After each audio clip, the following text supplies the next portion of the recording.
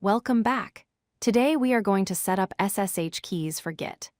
This is the professional way to connect to GitHub, GitLab, or Bitbucket without needing to type your username and password every single time you push code.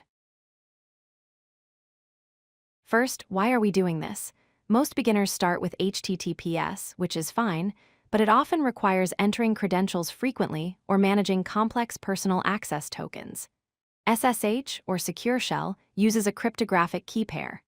Once set up, you can push and pull code instantly and securely without any login prompts. It is smoother and more secure. Let's open our terminal. First, we need to check if you already have SSH keys generated.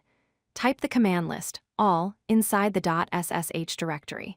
If you see files named id_rs or id_ed25519, you already have keys. If the folder is empty or doesn't exist, we need to make one. To generate a new key, we use the SSH Agent command. We will use the flag T to specify the algorithm.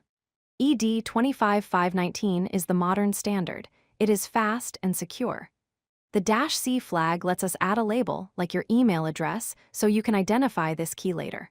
Press Enter, and you can accept the default file location by pressing Enter again. Here is what just happened. You created two files. The private key, which is the file without an extension, stays on your computer. Never share this. It is like the physical key to your house. The public key, ending in .pub, is like the lock. You can give this lock to GitHub, and only your private key can open it. Now we need to tell your computer to use this key. First, we start the SSH agent in the background using the eval command. Once the agent is running, we use SSH add to feed it your specific private key. This keeps your key ready in memory, so you don't have to keep accessing the file. Next, we need to get the public key to put it on the internet. Use the cat command to print the contents of the .pub file.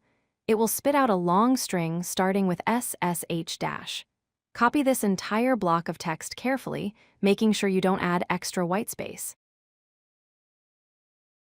Go to your GitHub or GitLab settings page. Look for the section called SSH and GPG keys. Click New SSH key. Give it a title like My Laptop and paste that long code string into the key field. Then just click Add Key. Let's make sure it works. Go back to your terminal and try to SSH into Git at github.com. You might see a warning asking if you want to continue connecting. Type yes. You should see a success message welcoming you by your username. If you see that, you are good to go. If it didn't work, here are common reasons. Permission denied usually means the public key wasn't pasted correctly or the agent isn't running. If you are on Windows, double-check that the SSH Agent service is enabled in your Windows Services settings. To recap, we generated a key pair, added the private key to our local agent, and gave the public key to our Git provider. You can now clone repositories using the SSH URL instead of the HTTPS one. Thanks for watching and happy coding. If you like this video, hit that like button and don't forget to subscribe. Visit codelucky.com for more such useful content.